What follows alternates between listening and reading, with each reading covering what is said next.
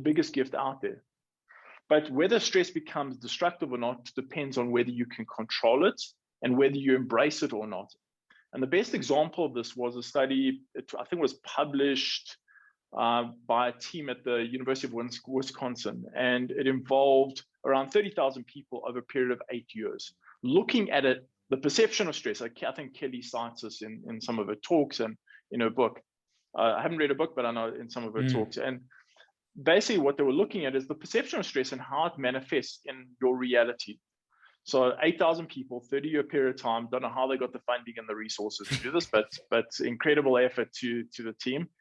And what they were looking at is people's experience of stress and whether they had a positive mindset, saying that stress is okay, it's going to move me, it's going to adapt me, and I'll get over it, I'm not going to get sick from it, just kind of get on with life.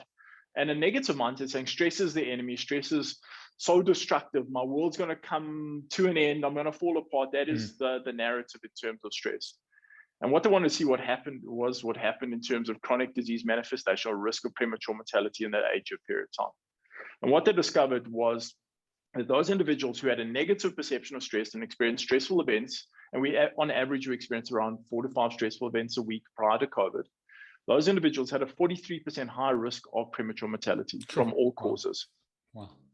But when they looked at those individuals who experienced stress, same amount of stress, but had a positive mindset, saying, stress is a vehicle, it will move me, it will change my reality, it's okay, it's not the end of the world, we'll get over it. Resilient individuals, their increased risk of mortality was 3.5%. Sure. And that is the power of the mind. Wow. So what invariably happened was a series of research papers, a lot of them emanated from Harvard. Jeremy Jamison was one of the lead researchers looking at reframing. If you see stress as an advantage in your life, as an opportunity, everything from a biological standpoint is happening for opportunity, for the recreation of new realities, for a better version of self. Now, if you actually believe that, what happens to you? And they're looking at cardiovascular parameters, they're looking at blood vessel dilation, blood pressure. They're also looking at immune system activation. They're looking at alpha amylase, at neurochemical status.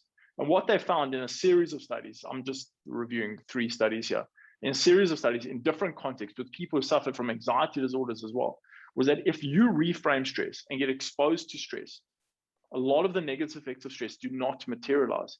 Plus you're sharper and more clear and more cognitively capable and more agile, etc.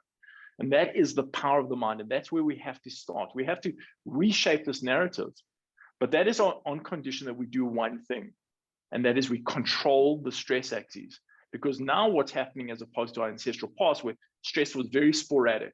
So it was intense and it was a short periods of time and we had groups to support us. Now it's chronic. It's like you turn it on in the morning and it just stays on just repeatedly and it never goes off, and day and night, a week and a week. What we have to do now is have the discipline to shut it down. And that is that next step. And that is how we really gain mastery over this whole phenomenon.